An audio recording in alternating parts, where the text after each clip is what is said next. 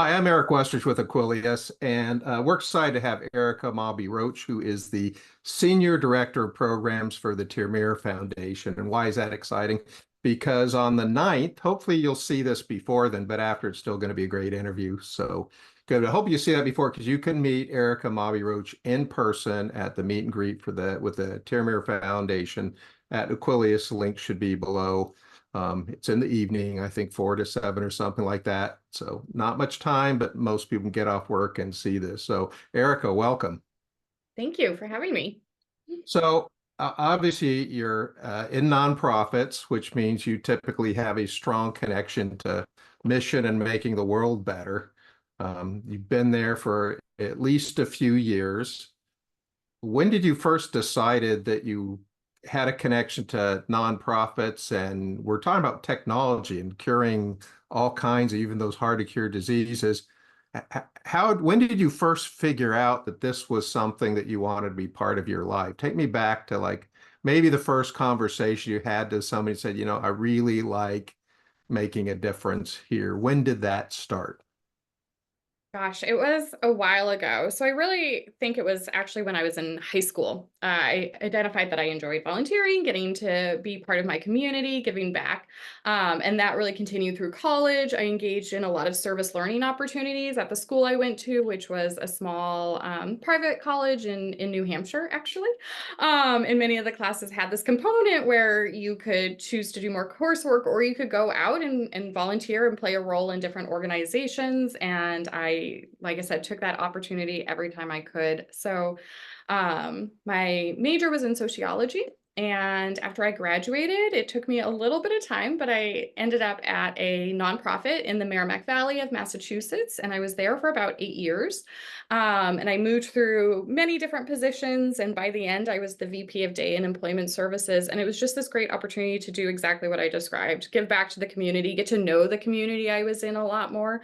And I definitely just have this gravitation towards mission aligned and values driven work. So that So work take, was. let's go to something specific. Tell me a specific story that happened at your first nonprofit. Hmm. You feel really good, that made you feel like it was success, that you said, I'm in the right place. Who was that with, or what engagement was that like?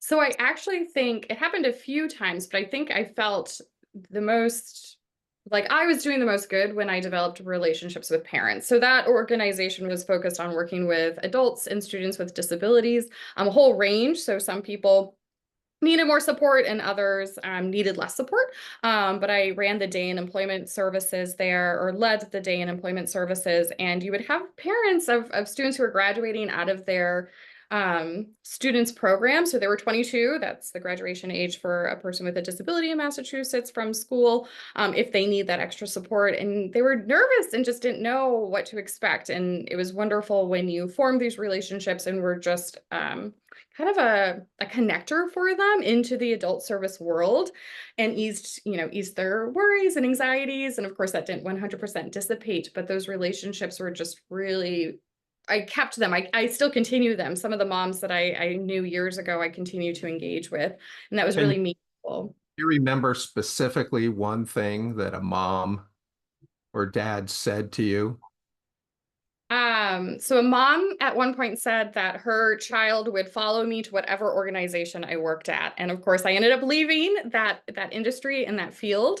But that was just such a compliment that she had such faith in me that no matter where I went, like that's where her daughter was going to go. Her daughter was going to go to that program. And, I changed industries, but that was really meaningful. Okay, so was Termeer your second?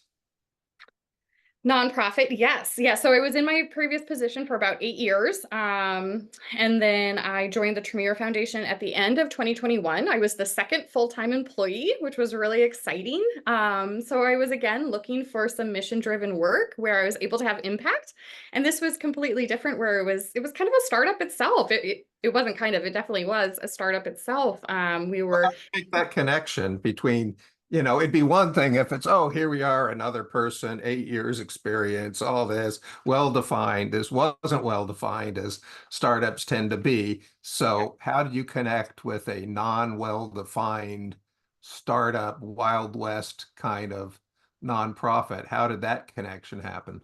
Honestly, the job came up on Indeed. So I loved my previous organization. I loved the work, but it changed a lot during COVID. And I was looking to do something different. I needed kind of a fresh start. And so I honestly applied on Indeed, and I couldn't believe when they contacted me, and all throughout the interview process, I just kept saying, this is amazing, but like my background's not in biotech. I don't know. And they just had such faith in the fact that I had transferable skills, I had passion, I had engagement and interest, and they just had this faith in me that I was going to figure it out. And here we are 3 years later, and I'm still figuring it out. Did they ever tell you after the fact why they chose you? Was there one thing, or did they just? I don't know.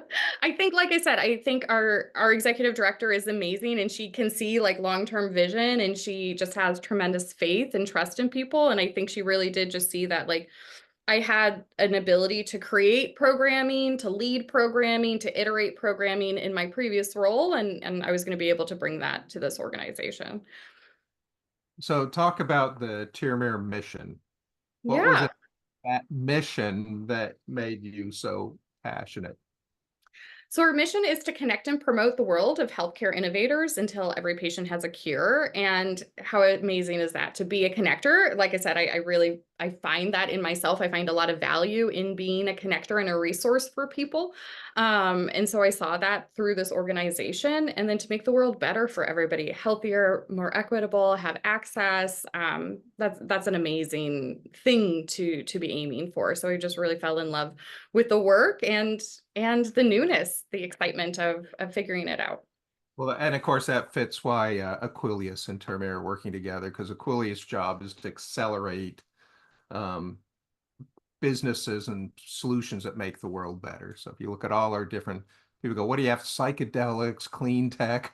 What's all this stuff have in common? Women's health. What's that? It makes the world better. So we're on that. We're doing it by building an ecosystem to connect all the pieces they need. And you're actually connecting people a Yes. lot to make that right. So give me an example of the best connection that you've personally made or that you know of made where you go, I can't believe we got those people together and look what they did. I feel like it happens a lot. I know, but we're just trying to make this, we could tell kind of Yeah. kinds of stories about goodness and all that, but really to bring it home for the people watching, give them So one example they can sink their teeth into. we have a fellow who her company was a spin out from another organization, from another company, and she was leading, and they had a few different pipelines of assets going, and they were based at that time in Boston and Korea. And through her connections with the Termeer Foundation's network, she has actually decided to go in a different direction, stay with the assets that she had, but branch off and have a focus in rare disease now. And that's just like so amazing. Like because of these connections, the introductions, the engagement in the program, she was able to think differently about her company, their resources and what their future holds, which I think is really amazing. Um, we're focused not only on that connection building, but providing people with values-driven leadership programming. And so we're really Let's not leave that one yet. okay. Okay. If she went into rare diseases, what's she doing now? What's she working on? You don't even have to give the name or the company if you don't know but what's she working on and what's that like? So they are looking at the applicability of their platform being able to transfer into rare disease. I don't have all the details. My background is not science, as we can tell, and as I just admitted. But I think it's just really amazing that she's gained connections and being able to think differently about, like I said, the future of the organization because of engagement. So she had a platform that helped with diseases in general, and she realized how important rare diseases are, especially now that we're getting the lab automation and Mm, the AI and the ability to look at things that usually we wouldn't even pay attention to because, yeah, we'd love to solve it, but that's going to take forever and tons of money. And now if you make that right connection, with the right platforms and people, we can actually go after some of these diseases, even ones that don't have the huge footprint that other rare diseases may have, you know, relatively few people. So the opportunity now to go after this diseases has never been better, just because it's not necessarily going to take us decades Yeah. to solve all of them. So the chances are better now. So that's why I think the timing is right for the connection. It's always been right, because you have to, but right now the acceleration that Termeer and you can do, I think right now can be really, in the next decade, is going to have that ability to go after a lot of these things. So tell me about your job, and what I mean by that, if I was going to rip from your fingers one of your job functions and say, Erica, maybe Roche, you cannot do this. You can do all the other things, but you can't do this task anymore. I'm stealing it from you. What task would you want to hold on to the most that you do? Um, so I literally just did this kind of whole analysis of like that exact question. And something that I really gravitated towards is being a resource for people. So I want people to be able to come to me and be like, I'm facing this problem. I don't know what the solution is. Like, who in the network can you introduce me to? And being able to make those connections. I'm not going to be able to answer that question, right, and solve it, but I can guide people in the right direction or set them up for success, or just hopefully point them towards something that is going to be beneficial. And that's really meaningful. I think the other thing that I would hate to lose is our ability to iterate what we're offering. I love the fact that we're an organization that listens to the people that we're supporting. And if we hear people, you know, a theme of, I'm really struggling with this, or this is a problem amongst the class of fellows, we're able to pivot and make other offerings. And that would really upset me if we ever stopped doing that. So you would hate it if I no longer let you answer the phone and you say, you got a problem, I'm on it. And second of all, you'd hate it if you couldn't look holistically a lot what's going on and look for those centers of gravity that needs to tweak. And you talked about fellows. Mhm. It's a fellow for our audience out there. Definitely. So a fellow is a first-time CEO of an early stage biotech company who's in a diagnostic, therapeutic, or medical device space.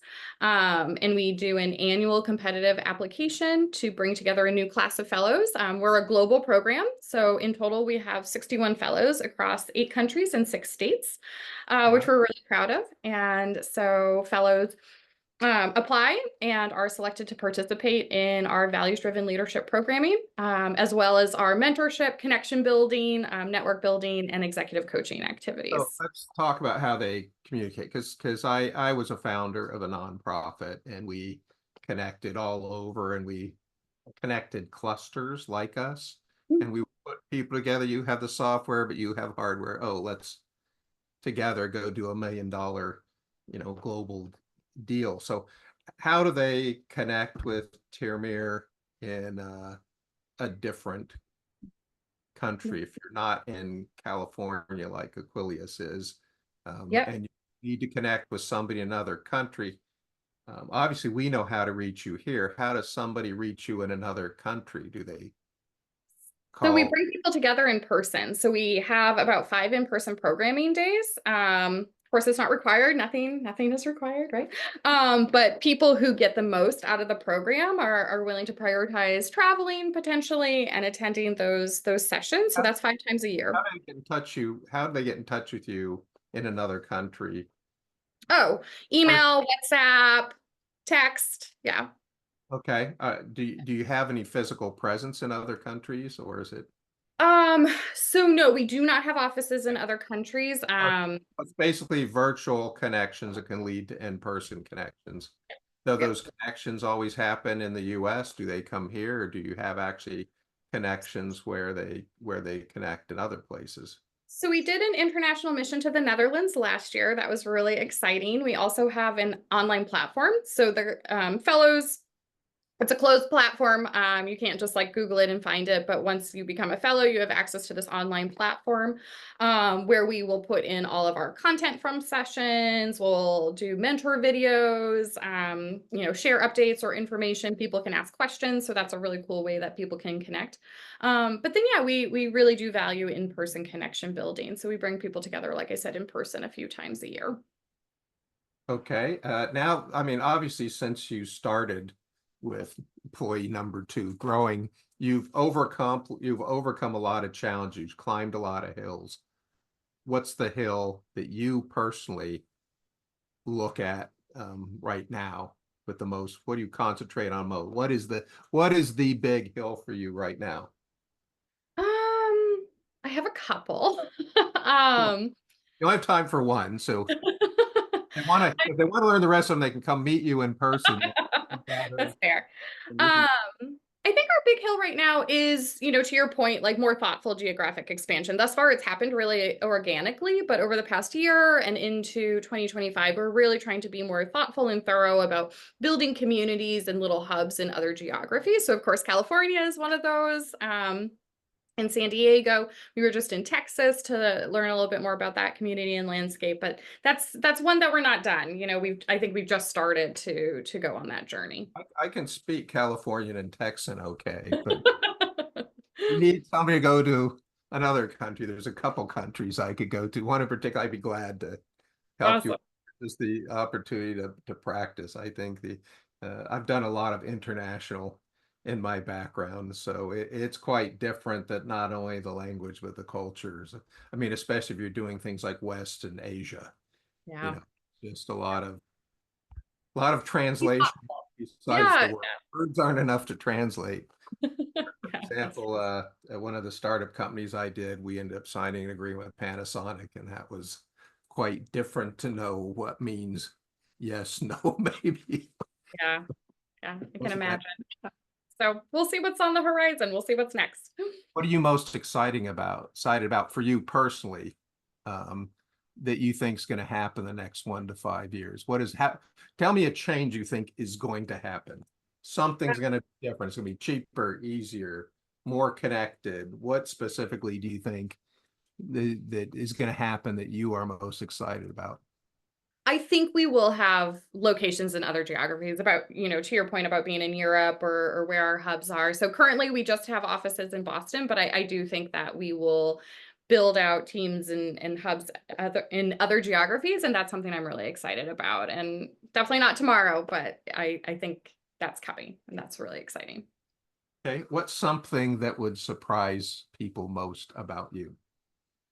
Uh, Frequently, people are surprised to learn that I am very introverted. So I think in my work and my interactions, I come off very extroverted, and I actually am very introverted. What do you need to do then? You go to a big meeting, we put you there in front of people. What do you do after that? Do you have to go? Oh, I like go take a nap. Yeah. No, it's really fun. I'm excited to be in California next week for our event, and thank you so much to Aquilius for your partnership on that meet and greet. Well, hopefully we can help build out that presence for you, because we have that same goal, even though Aquilius kind of has three minds. Our first mind is our commercial mind, which is we have a space and we like to build more spaces and fill them. And that's nice because it meets part of the resource we do. We want to see CEOs and companies get fully defined. They know who they are, they know what they're doing, fully resourced, fully staffed. It's the resource thing and that we go in and we connect the other things.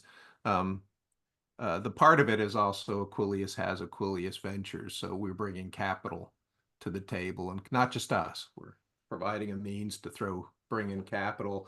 But the other one, our nonprofit thinking, our Aquilius Seed, is basically how do we build an ecosystem that has those conversations Mm. about fully navigated through the compliance, fully protected for the IP, fully magnetic for the marketing, fully engaged with the customers.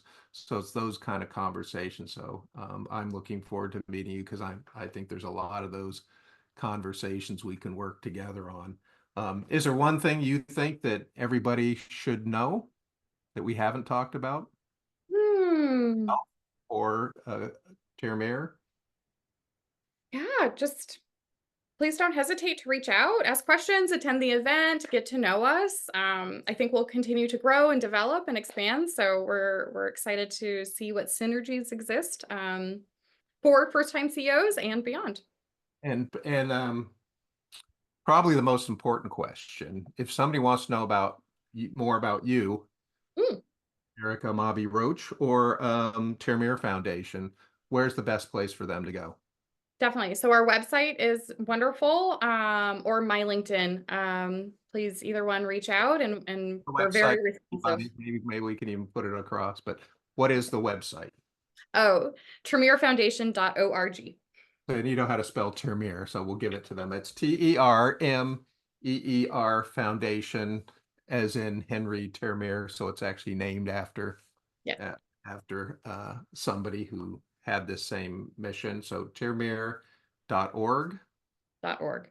Mhm. Termeer.org. You can find Erica Mawby Roche. Hopefully, we'll spell that. It's definitely going to be in the writing below, but it's Mawby dash Roche. Got And it. remember to watch and like the Aquillius YouTube, Instagram, LinkedIn, all that kind of stuff too. Erica, thank you so much for being there. I look forward to meeting you in person next week. And remember, everybody watching, you can actually meet Erica and find out more. And remember, it's not just Erica that you're connecting with. She is a connector. So, of people all over the world. So, yeah, come connect with us, and we look forward to seeing you. And Erica, thanks again. Thank you.